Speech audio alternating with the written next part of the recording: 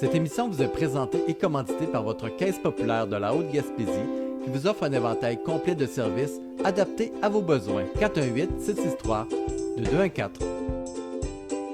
Bonsoir aux gens dans l'assistance, bonsoir aux gens qui nous suivent via la télévision Haute-Gaspésie. Bienvenue à la séance du Conseil, séance de septembre.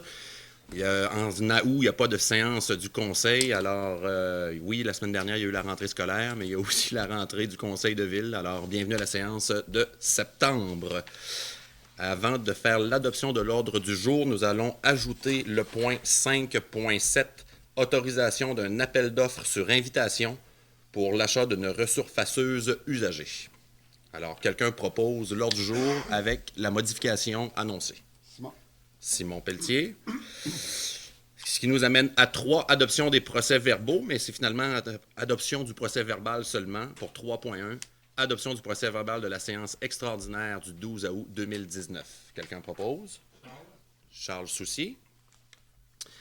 Administration, 5.1, autorisation de paiement. Pardon, c'est pas vrai, merci Sylvie. Quelques petits points d'information, point 4, désolé. Vous avez vu la semaine dernière, vendredi, enfin, pour nous tous, le conseil de ville, les employés, les citoyens, écoles, usagers, touristes, ça touchait vraiment tout le monde. Le retour à la norme au niveau de la distribution de l'eau potable. Alors, le 31 août dernier, ça faisait 3 ans qu'on était en avis de bouillir. Alors, l'avis a été levé, je crois que c'est le 30, vendredi, c'était le 30 août. Alors, oui, c'était un peu plus long que prévu, 29 août. C'est un petit peu plus long que prévu.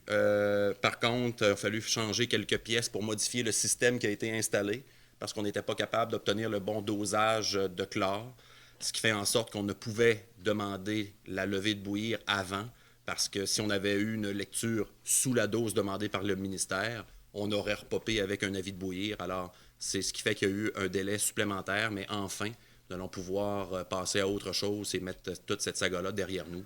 Alors, je voulais quand même en faire part. La plupart des gens, je pense, se sont bien informés. Il y a eu des publications. Les employés ici de la ville, ce qu'ils ont fait, ils se sont empressés, entre autres, de rejoindre les grands utilisateurs. C'est l'hôpital, les écoles, quelques commerces et surtout dans la restauration qui doivent servir de l'eau à chaque client. Alors, la norme est revenue correcte. Alors, nous sommes bien contents. Autre point d'information, on voulait faire un léger retour sur la fête du bois flotté, qui a été encore un grand succès cette année, amélioration de l'achalandage. L'an dernier, c'était une bonne année record avec 15 000. Les chiffres précis ne sont pas nécessairement encore sortis pour la fête du bois flotté, mais on estime à une vingtaine de mille qui sont passés lors du week-end, le premier week-end d'août, à notre fête du bois flotté. Alors, ça motive les troupes pour l'organisation l'an prochain. Merci à tous les bénévoles aussi qui gravitent autour de cette fête-là. C'est quand même majeur au niveau de l'organisation. Ça m'amène aussi à parler de la saison touristique. Saison touristique importante, 3e d'affilée où il y a de l'achalandage accru à Saint-Anne-des-Monts. Ça paraît beaucoup dans le trafic, dans les rues, sur le quai. On a constaté aussi des roulottes, des motorisés qui couchent à certains endroits. Alors, on ne veut pas passer pour la ville qui va mettre le monde dehors, mais en même temps, il va falloir peut-être encadrer un peu mieux cette portion-là. Mais chapeau à tous les entrepreneurs qui ont des produits de niche et des services. Je ne les nommerai pas, ils vont se reconnaître, mais grâce à tout ce beau monde-là, les entrepreneurs, les citoyens accueillants, Saint-Anne-des-Monts, depuis quelques années, augmente en achalandage touristique, puis c'est pas rien. Alors, je les félicite puis je les remercie en même temps. Autre point d'information, c'est au niveau de la bibliothèque. La bibliothèque est finalement réouverte depuis le 27 août dernier. Nous avons relocalisé le service dans les anciens bureaux de l'assurance-emploi au bureau de poste ici au centre-ville à Saint-Anne-des-Monts. Alors, je suis allé faire une visite le 27. Tout est super bien aménagé. L'équipe vous attend. C'est maintenant ouvert. Charles, peut-être m'aider. Est-ce que c'est les mêmes heures d'ouverture? Non. C'est pas toute la journée le samedi. C'est pas les heures précises. Là. Mais c'est ça, c'est pas nécessairement la même couverture que quand c'était de la bibliothèque. Non, ils sont ouverts. Okay. Ils sont ouverts maintenant. Là, il y a certains matins où la bibliothèque va être ouverte, alors que normalement, en avant-midi, la bibliothèque n'était jamais ouverte. Peut-être suivre là, la page Facebook, entre autres. Le samedi, c'est fermé le dimanche. Alors, mais le service aussi est rétabli au niveau des citoyens avec le service de bibliothèque. Alors, l'endroit, je le répète, au bureau de poste dans les anciens bureaux de l'assurance-emploi. Alors, ce qui fait le tour des points d'information, ce qui nous amène à Administration 5.1, autorisation de paiement de sommes dues à Mme Diane Chenel. Donc, Mme Diane nous a quittés, si je ne me trompe pas, début août pour la retraite et nous devons lui remettre 794 heures, 51. Donc, à chaque départ à la retraite, il y a des sommes dues et la somme de Mme Chenel, 794 et 51. Quelqu'un propose? Jacques Letourneau, merci. 5.2, non-engagement de M. Jacques Tremblay et paiement des sommes dues. Donc, même chose, M. Tremblay était en arrêt maladie depuis plus de 2 ans. D'un commun accord avec tout le monde, M. Tremblay a mentionné qu'il ne pouvait reprendre du travail. Alors, il y a ici un non-engagement de M. Tremblay. Alors, nous allons payer les sommes dues à M. Tremblay aussi. Donc, pour les services de Jacques au sein de la ville de Saint-Anne-des-Monts, les sommes dues seront de 324 heures. Alors, merci aussi pour les loyaux services de Jacques. Jacques était même à l'occasion, il était quand même sur le téléphone. Des fois, on lui posait des questions et ça lui faisait plaisir de nous rendre service, des fois pour nous transmettre de l'information. Alors, Jacques, bonne retraite, merci beaucoup. Ce qui nous amène 5... Oui, quelqu'un propose, excusez-moi. Jacques Letourneau. 5.3, ouverture à l'interne d'un poste d'ouvrier de maintenance aux travaux publics. Donc, quelqu'un propose? Marc Portelance, ouverture à l'interne d'un poste d'ouvrier de maintenance aux travaux publics. Donc, suite au départ de M. Tremblay, il y a l'ouverture de poste à l'interne. Marc, tu as proposé, c'est beau? 5.4, ouverture de poste sur liste de rappel de préposé de maintenance loisirs. Donc, je répète, ouverture de poste sur liste de rappel, c'est que nous n'avons plus personne sur les listes de rappel préposé maintenance loisirs. Alors, nous ouvrons la banque ce soir, tout simplement. Quelqu'un propose? Benoît Thibault. 5.5, programme de supplément au loyer, Maison Oxygène, Accès Logis Québec, volet 3. Donc, Maison Oxygène, c'est l'ancienne maison du docteur Charles-Eugène Marin qui a légué à Exploramer. Et Exploramer l'a revendu dans la dernière année à Maison Oxygène, la création de Maison Oxygène. C'est une maison qui va venir en aide aux hommes en détresse de toute la Gaspésie. Et pour pouvoir avoir accès à avoir des sous, des subventions, il y a un peu comme les HLM ou Sainte-Louise-Amélie ou autres. Donc, il y a un maximum, une participation, une contribution financière de la ville de Sainte-Anne-des-Monts pour obtenir la création de cette maison-là, ici à Sainte-Anne-des-Monts. Alors, le maximum qui sera chargé à la ville de Sainte-Anne-des-Monts, je ne me rappelle pas par cœur, tantôt on l'a calculé, 877,44 sera la somme maximale que la ville devra débourser pour avoir la création, et c'est une entente de 5 ans, si je ne me trompe pas. Maximum. Exact. Alors, quelqu'un propose? Ariane Lévesque, merci. Et le dernier point en administration, 5.6, demande à Transport Québec pour réduction de la vitesse. Nous avons différents... vous vous rappelez, on a déjà eu des pétitions. Excusez-moi, j'ai chaud, ça ne sera pas bien. Ça va être fait. Je suis ce que je voulais. C'est pas grave, c'est réglé. Ouais. On a des demandes, beaucoup de... On a le service de la Sûreté du Québec, qui est quand même un bon partenaire, qui nous donne des bons coups de main, mais c'est eux qui ont quand même le mandat de faire la surveillance routière pour assurer la sécurité dans les rues municipales. On a eu des demandes de citoyens par rapport à la 132. La 132, c'est vraiment sous la juridiction du ministère des Transports, entre autres pour l'installation de certains feux de circulation. Vous comprendrez que maintenant, installer un feu de circulation, la ville pourrait lever la main, le payer et l'installer. Mais au ministère des Transports, un feu de circulation et la logistique, on parle de 385 000 $. Des sommes d'argent, les rues de la ville qui sont à refaire, on estime que si le ministère ne paie pas ces feux de circulation-là, le conseil de ville n'ira pas de l'avant avec l'achat d'un feu de circulation. Donc, l'alternative proposée est une réduction des vitesses sur le boulevard 132 à 2 endroits stratégiques. Si vous arrivez vers de l'ouest et vous rentrez à Sainte-Anne-des-Monts, c'est à 90 km/h. À l'orée de Armand Automobile, la vitesse tombe à 70. Nous arrivons à l'école de Lens, ça tombe 50. Tout de suite après l'école de Lens, ça remonte à 70. Et rendu au pont de la rivière Sainte-Anne, ça retombe 50. Il y a 5 limites de vitesse différentes dans un très court laps de distance.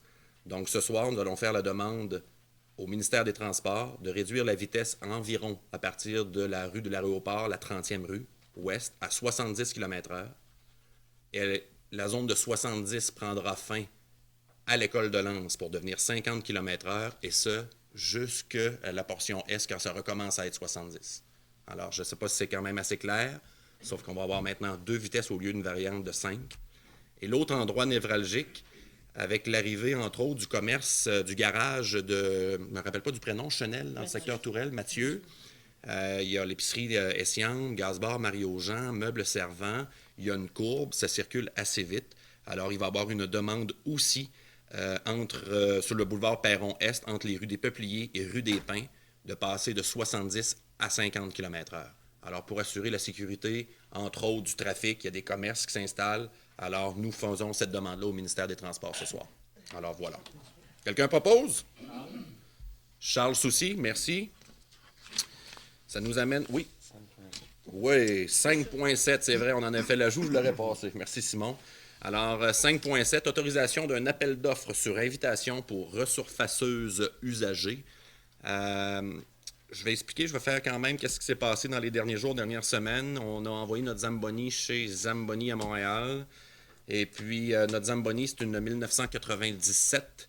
Et pour faire les réparations, pour la remettre en ordre, sans nécessairement le refaire, on avait une soumission, 28 000, 30 000, on était rendu à 32 000. OK? Donc, 32 000 de réparation sur une Zamboni 1997, ça nous chicotait un petit peu. Alors, il y a eu une visite de fait chez le fournisseur pour constater, les réparations à faire, si c'était vrai. Après ça, on s'est aperçu que tout le châssis, le bâti, le frame était tout pourri. Alors, le conseil de ville, le fournisseur a une Zamboni rebuildée, recyclée, fait par Zamboni, un modèle un peu plus gros que le nôtre. Alors, de réparer une trentaine de mille, 32 000, puis dans 3, 4 ans, 5 ans, en racheter une neuve ou une usagée, on a décidé de ne pas faire réparer et de procéder à l'achat d'une Zamboni recyclée, rebuildée, au montant de 68 000 plus taxes. Ça, c'est un prix budgétaire, parce que dans les appels d'offres ou l'octroi de contrat municipal, quand c'est un montant qui est en haut de 25 000, nous devons aller en appel d'offres. Alors, ce soir, nous demandons une résolution pour autoriser le conseil à lancer un appel d'offres sur invitation pour l'achat d'une resurfaceuse usagée. Voilà. Celle qui est ciblée, bien sûr, c'est celle que nous avons vue, mais ça peut être quelqu'un d'autre ou ailleurs qui aurait une belle surfaceuse à nous vendre. Alors voilà. Quelqu'un propose? Benoît Thibault, merci. 6 trésoreries pour 6.1, dépôt des états financiers au 31 juillet 2019. Donc, c'est un dépôt seulement, on n'a pas besoin de résolution. 6.2, approbation des écritures du journal général au 31 juillet 2019. Quelqu'un propose? Marc Portelance. 6.3, approbation des comptes payés et à payer au 31 août 2019. Je vais vous mentionner les chèques et les montants.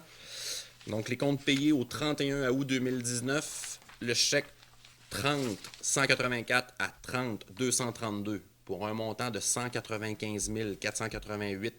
Et les comptes à payer au 31 août 2019, les chèques 30-233 à 30-317 pour un montant de 261 012,68 $, pour un montant total de comptes payés et à payer au 31 août, 456 500,88 $. Quelqu'un propose? Non. Simon Pelletier, merci. 6.4, aide financière à l'Association du cancer de l'Est du Québec et au Centre d'action des Chic-Chocs. Centre d'action bénévole des Chic-Chocs, excusez-moi, le CAB. Et le Carrefour Jeunesse Emploi. Donc, c'est 3 organismes qui, dans le cadre de notre programme d'aide financière, se voient octroyer la somme maximale de 400 $ pour l'Association du cancer. Bien, pas la peine de mentionner qu'il y a une grande part de la population de chez nous qui bénéficie des services, bien sûr, à l'hôtellerie de Rimouski et autres. Alors ça, à chaque année, on octroie cette somme d'argent-là. L'autre 400 $ est pour le CAB, le Centre d'action bénévole des Chic-Chocs, qui organise la fièvre du samedi soir le 14 septembre prochain à l'école Gabriel-Lecourtois. Alors, nous avons octroyé le 400 $. Et pour le 400 $ du Carrefour Jeunesse Emploi, je vais laisser Ariane en faire l'explication. Oui, bien en fait, c'est pour un groupe de citoyens qui se sont sont réunis et qui avaient envie de mettre de l'avant un projet pour l'Halloween. Donc, on pourra en parler plus en détail là, à la rencontre d'octobre. Mais il va y avoir une petite partie de la première avenue qui va être fermée de 5h à 7h pour permettre une activité pour les enfants pour l'Halloween. Il va y avoir de l'animation, de la musique, toutes sortes de choses. Donc, le comité citoyen a demandé des sous pour permettre la réalisation de ça, pour acheter des décorations et des trucs comme ça. Donc, voilà, à venir. Plus d'informations. Merci, Ariane. Quelqu'un propose les aides financières? Marc Portelance, merci. Il n'y a pas de point 7 qui nous amène à 8 directement. Les règlements 8.1, adoption du règlement 19-889, amendant l'annexe A du règlement 08-692 concernant la circulation et le stationnement. Maître Lepage. Donc, l'annexe A énumère tous les endroits où on retrouve des panneaux d'arrêt, des arrêts-stop dans la ville. Et le Conseil a décidé d'ajouter 2 panneaux de signalisation arrêt-stop sur les rues, dont l'un à l'angle de la route Noël-Pelletier et de la route Lavoie. Il y en avait déjà un sur la route Lavoie, mais il va en avoir un aussi quand on va descendre la côte de Noël-Pelletier. Avant ça, les voitures continuaient. Maintenant, elles vont devoir s'immobiliser. Et le deuxième va être sur la rue des Muguets, à la sortie du garage municipal qui se trouve là, parce qu'à cause de la courbe, quand les employés sortent du garage, ils ne voient pas bien les voitures qui arrivent, il faut qu'ils s'avancent tranquillement. Fait qu'en mettant un stop, ça sécurise tout le monde, y compris les employés, puis ceux qui vont... c'est le cimetière qui est la dernière... je vais dire, le dernier usage qui est fait, c'est une destination. Et ouais, d'une même, mais c'est ça pareil. Alors, quelqu'un propose 8.1? Charles Soucy. 8.2 et 8.3, nous allons prendre un seul proposeur parce qu'il va y avoir l'avis de motion et l'adoption du premier projet de règlement 19-890 intitulé « Amendement au règlement de zonage 04-620 ». Ajout d'un usage en zone EAF 200. Sylvie. Donc, c'est un propriétaire d'un lot. La zone EAF 200, c'est grand, mais l'activité dont il est question ici se situe sur la coulée Lévasseur. Donc, je pense que ceux qui connaissent un peu Sainte-Anne, c'est à l'extérieur, c'est en pleine forêt. Il y a un propriétaire d'un terrain là qui veut offrir un site d'hébergement touristique. C'est de l'hébergement touristique uniquement dans des bâtiments rudimentaires comme des yourtes. Donc, il y aurait possibilité d'installer 8 yourtes sur son terrain. Il pourrait en installer d'autres, mais il y a des dimensions de terrain prévues pour 8 yourtes. Bref, notre zonage ne prévoyait pas ce genre d'usage. Donc, il a fallu le modifier pour permettre d'ajouter l'usage site d'hébergement touristique pour permettre les yourtes ou des tipis. Il ne faut pas que je me trompe, c'est ça. Donc, il pourrait y avoir un maximum de 8 bâtiments sur chaque 10 000 mètres carrés. Il y a quand même un grand terrain. Il devrait y avoir un bâtiment d'accueil et il pourra y avoir aussi un bâtiment servant de bloc sanitaire si c'est nécessaire, parce qu'il était question qu'ils puissent installer des toilettes chimiques, etc. Donc, l'usage qui est projeté, c'est sûr qu'il y a des conditions qui sont prévues au règlement, mais l'idée, c'est de permettre, c'est à la mode, des sites qui appellent ça rudimentaires. Il y a des prêts à camper qui sont dans les campings de la CEPAC. Donc, il y a une demande pour ça ici et le promoteur veut faire un site pour développer ce genre d'hébergement-là puis répondre à une certaine demande. Quelqu'un propose l'avis de motion et l'adoption du premier projet de règlement. Ariane Lévesque, merci. L'ordre du jour étant épuisé, on va mettre fin à la séance télévisée, mais avant de vous laisser, petite information, il va y avoir des travaux du ministère des Transports de resurfacer la 132 en asphalte, une bonne portion. Les travaux devraient débuter bientôt, alors prudence, on parle d'une section d'environ 4 km qui pourrait être fait bientôt, à partir environ du pont de la petite rivière Sainte-Anne, et ils vont faire un 4 km sans arrêt vers l'est. Alors, soyez prudents, soyez attentifs, parce que les travaux devraient commencer bientôt. Merci et au mois prochain.